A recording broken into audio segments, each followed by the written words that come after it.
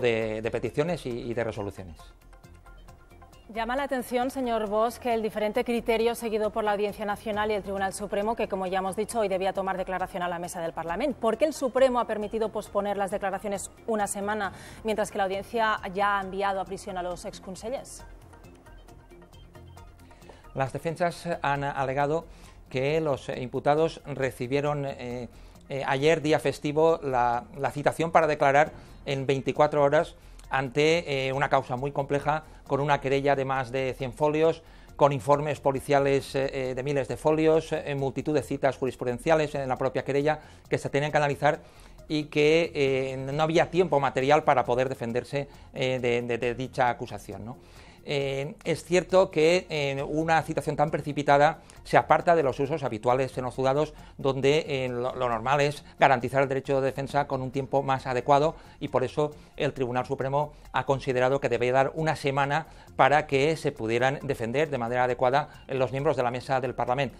En el caso de la jueza instructora de la Audiencia Nacional, en su auto lo que indica es que no se ha planteado correctamente una petición de suspensión. Si las partes consideran que es una resolución inadecuada y que les ha generado indefensión, pueden plantear la nulidad de las actuaciones o los recursos pertinentes. En todo caso, en el supuesto que sí que está más claro, el del Tribunal Supremo, yo creo que es una decisión correcta, salvaguardar siempre el derecho constitucional a la defensa, que es un pilar del Estado de Derecho. Ajá. Bueno, pero hay otra cuestión que también nos llama la atención. El Tribunal Supremo parece haber puesto en duda que pueda aplicarse una acusación de rebelión, cargo que sí mantiene en el auto la juez Lamela. ¿Es normal esta disparidad de pareceres entre ambos tribunales?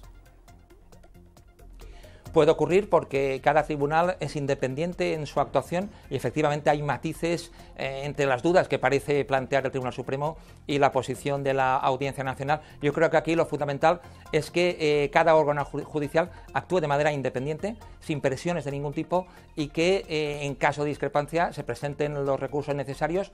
Cuando yo leí la querella del fiscal general del Estado, mi impresión es que no veía claro, como reflexioné en su momento, que ahí pudiera ocurrir rebelión. Este delito implica un levantamiento, un alzamiento público y violento, y hay casos muy claros en la historia de nuestro país de rebelión, del 18 de julio del 36, un golpe de Estado violento, el 23F, también un golpe de Estado violento, pero la Fiscalía dice que no hace falta que se materialice la violencia.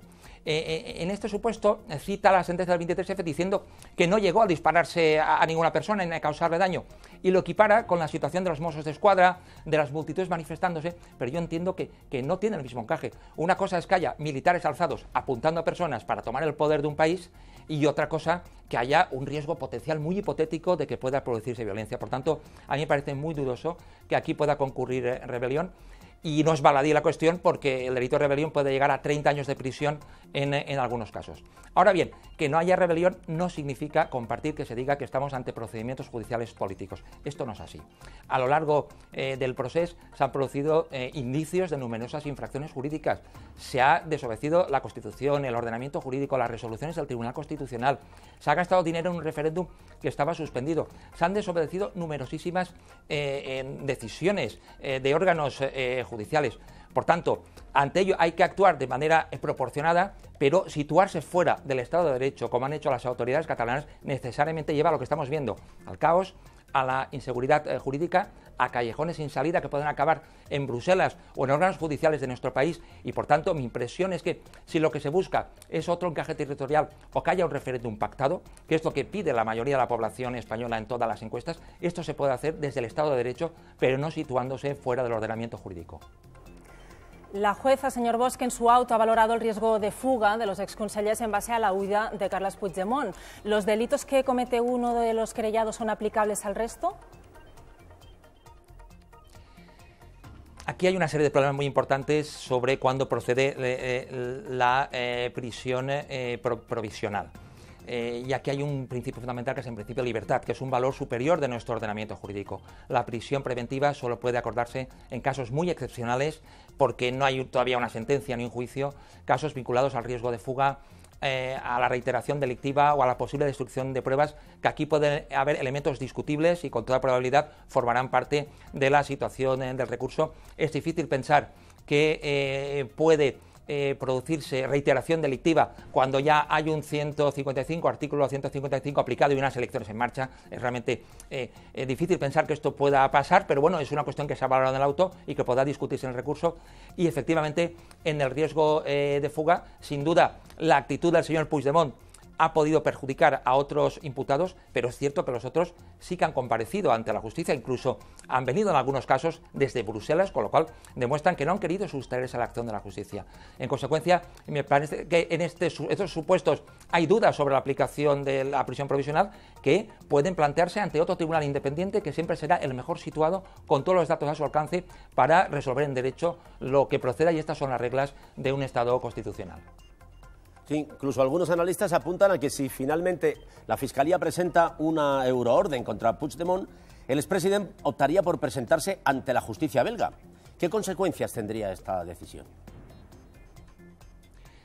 Pues con toda seguridad cabe suponer que la representación del señor Puigdemont, como ya ha avanzado, se opondrá a la entrega, la discutirá, habrá el procedimiento correspondiente que permite varios recursos y que alargará el proceso entre 60 o 90 días probablemente, es decir, después de las elecciones autonómicas, y en algunos supuestos la justicia belga ha considerado que no procedía la extradición, en algunos supuestos de presuntos miembros de ETA, y aquí puede considerar que efectivamente la rebelión no es uno de los delitos incluidos en la legislación sobre la orden europea de detención, en el caso de que no haya doble incriminación, y por tanto puede pasar o que la justicia belga no acuerde la entrega del señor Puigdemont o que la entregue dentro de varios meses. ¿Cree que la decisión de Carles Puigdemont responde a una estrategia de defensa jurídica o a una estrategia política? Si es una estrategia política, yo creo que como juez no me corresponde valorarla, los políticos lo pueden hacer. En el caso de que sea una estrategia jurídica, yo debo respetar el derecho de defensa, pero al mismo tiempo debo decir que nadie puede estar por encima de la ley, y una de las cosas más cuestionables de las autoridades catalanas es que se han situado constantemente fuera del ordenamiento jurídico y ahora lo vuelven a hacer. Si yo como juez instructor cito a declarar a un imputado porque ha estafado a otra persona o porque no le paga la pensión a sus hijos, y no viene, es evidente que la ley me obliga a dictar una orden de detención, y por tanto el señor Puigdemont no puede pretender que la ley no se aplique en un supuesto como este. En todo caso, yo quiero remarcar que estamos hablando constantemente de cuestiones judiciales, de cuestiones de actuaciones de los tribunales, pero aquí que nadie piense que los tribunales vamos a resolver el problema de fondo. Aquí hay un problema. Más de 2 millones de catalanes que no están de acuerdo con su situación en el ámbito territorial español y que reclaman soluciones que nos pueden gustar más o menos, pero esto requiere de decisiones políticas y de propuestas. Yo creo que hay muchas actuaciones judiciales que se tienen que producir, pero lo que debería haber por encima de todo son propuestas políticas, propuestas de cómo están mejor los catalanes en nuestro país, y para eso todas las partes tendrían que plantear propuestas y concesiones. Lo que no puede ser es que una parte diga que solo quiere la independencia y que de ahí no se baja, y que otra parte diga que no tiene nada de lo que hablar. Todos tendrían que hablar mucho más y dejar de un lado todo el debate judicial para pasar a resolver el fondo del problema, que es un fondo absolutamente político.